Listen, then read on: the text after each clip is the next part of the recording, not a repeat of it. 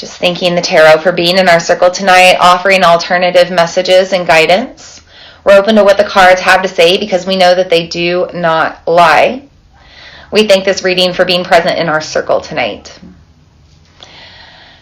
I did a 10-card Celtic Cross spread. If you want to see what this looks like, you can go check out my website, but I will go through it card by card. And it's a pretty cool reading. I'll just put that out there. Very interesting how I pulled the cards. But let's start. Let's start with our theme card. Number 1 card, what is the theme of this reading? What is the theme of this Lunar New Year and the next 13 moons? Page of Swords. Page of Swords says on this particular card from the Crystal Power Tarot, it says, I take care of the detail and I stay in control.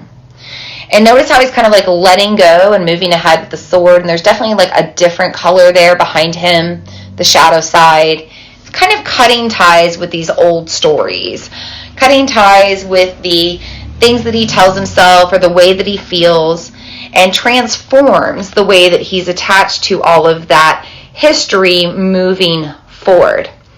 Anytime we have page energy, we're learning. And I do believe that this year is a learning year for us to really make the changes and shifts that we need to before this age of Aquarius really moves in with full force. So the theme of our reading, the theme of this next year is to pay attention to the details, take care of things when we need to, and move on without looking back. And that is very Aquarius of us to do.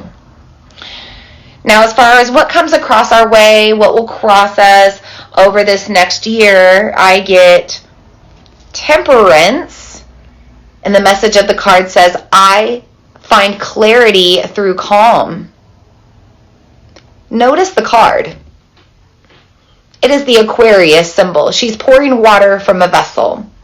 Now, this card doesn't show it, but sometimes this tarot card represents the angel of time standing in the river of time.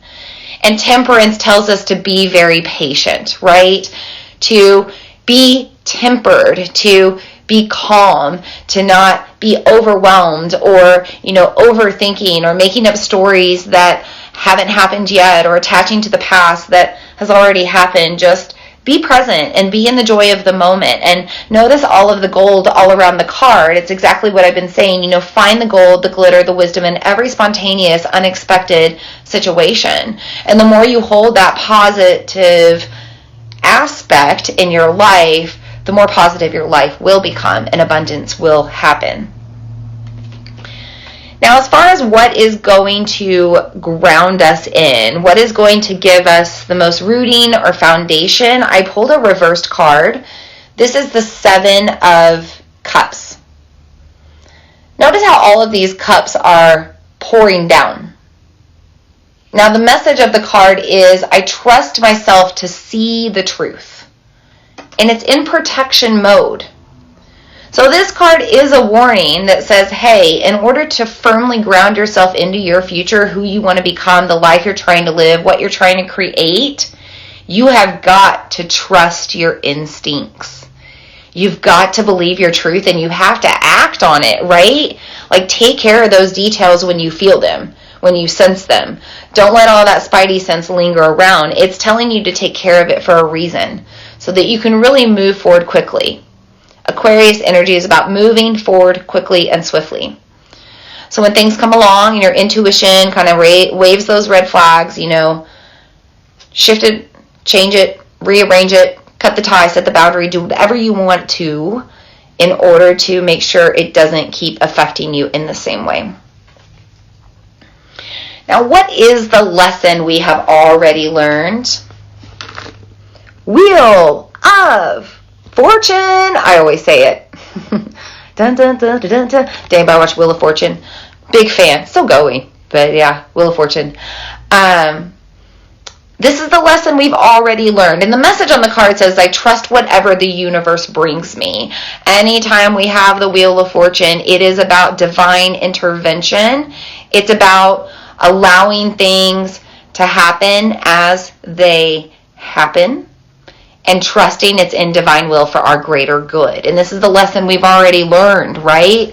And I think over the past like 2 to 4 years, right, we've had a lot of redirection that's out of our control, but we've also learned that it's for our greater and highest good. So if that keeps happening in these next 13 moons and you get some redirect, again, trust. We're turning the wheel of fortune. You have fortune coming your way, right? Temperance tells you to be present in it. Find the joy in it. Find the gold in it. And you will. Now, what is the highest thing that could be coming our way? Highest wisdom, highest grace. 10 of Cups. More cups. Turned upright this time, though, because it says, I have all I need, I have all I wish for in my relationships. So if we pay attention to the details and we follow our instincts and spidey senses and we get rid of all of these triggers and these things and these people that maybe are no longer needing to be a part of our life in the way that they are, we start to find the right relationships, the right people, the right network, the right energetic exchanges, and the support that we need in order to fully grow into our next chapter. Because the number 10, this is 10 of Cups, 10 is about new beginnings. It's about endings and beginnings. But it's about that new chapter, that new book that you're trying to write, that new story about yourself that you're trying to create. What is around the corner for us? More waiting. The Hanged Man. And again, I already know the energy of this card, but the message says, I can see this situation another way. It's going to be a lot of unexpected things come our way this next year, I think, and we're going to have to wait around and hang out and wait for results that we're expecting to happen, and it's probably not all going to happen really until next year. There's definitely going to be growth this year. We're definitely going to have change. We're definitely going to have new ideas and new directions. We're going to follow new paths, and we're going to have some success there. But as far as what we're ultimately trying to become, I don't think that's going to happen until next year. And it's interesting that this is kind of the message right now just with my own personal life, because next weekend, the 17th, is the 12-year anniversary of losing my father.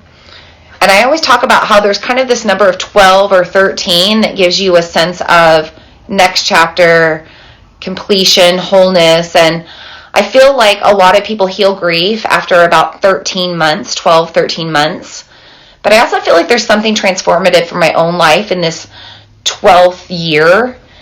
And I feel like I'm moving into a different chapter with myself. So I just put that out there to say that, sometimes when we're waiting around for things to happen and they're not happening in the way that they do, it's because we are having great things happen in the shadows that are coming our way. And what I'm doing now in this 12th year of losing my father is pretty surreal and pretty crazy. And there's a lot of things in the shadows right now I'm not talking about and giving voice about, but I've got big growth coming this year, and I know I do. And I know I've been making space for it. And I know it's probably still not going to fully come for another year, but I know that this year is about putting the energy towards that no matter what spontaneous thing. So just to put it without putting out details, I have several calls and meetings over the next couple of months with big energy, big people, big opportunities. And I'm excited. So I digress. Okay, hang around. Wait for those results. If they don't happen the way you want, like I spent this whole past year in allergy season not creating what I wanted to with my eyes swollen shut for the most part, it's because I needed to hang around and I needed to wait for this year and what was going to happen and the freedom I would have to be able to pursue it, because I wouldn't have had that freedom last year. The last 4 cards I pulled are just 4 bonus cards, and I kid you not, I shuffled this deck 4 times. I split it 4 times, and then I just took the pile of cards and I pulled them from all over, even with these last 4 cards. And they are all swords. Every single one. Remember what our theme of our reading was? Swords. Page of Swords. And in case we weren't sure about it, the cards say, hey, cut the ties. Set the boundaries. Say no. You do you, boo. Let go of the rest. To sum it up, swords are always about all of those things, okay?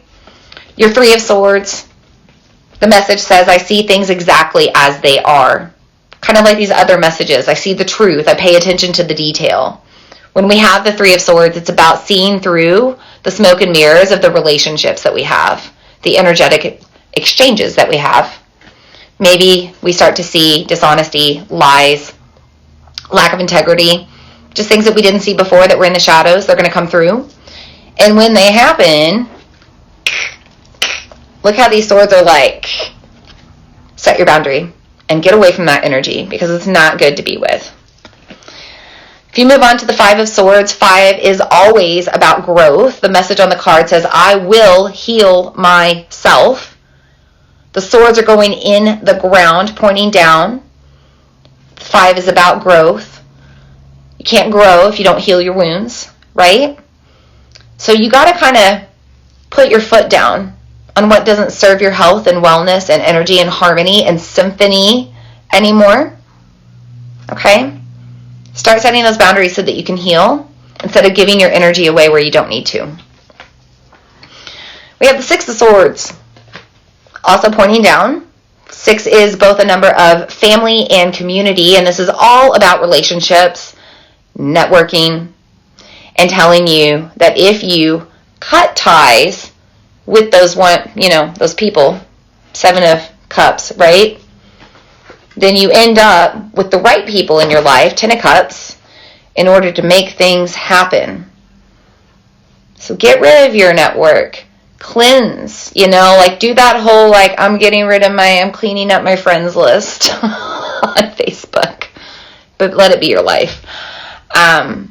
So that you have the space for everything that's coming and the people that you need to have in your network to help you get there, because this is an energy of collection now, right? Like collective energy to come together as a network to support each other to grow for the greater good of all, for the greater of ourselves.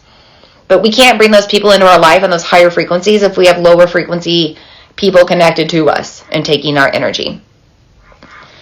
Finally, 9 of Swords. 9 is wholeness. It's completion. It's a new chapter. On the card, it says, I trust the present moment. Hanged Man tells you to chill. Wheel of Fortune says things are going to work out when they're supposed to. Temperance tells you to just be in the present. Find the gold there. And the 9 of Swords also says, hey, make sure you're not distracted so that you can find those positive aspects so that you can be present. So you can see the magic in where you are. I'll just say it right now, for the past, 6 to 8 weeks, I've been in kind of a weird funk.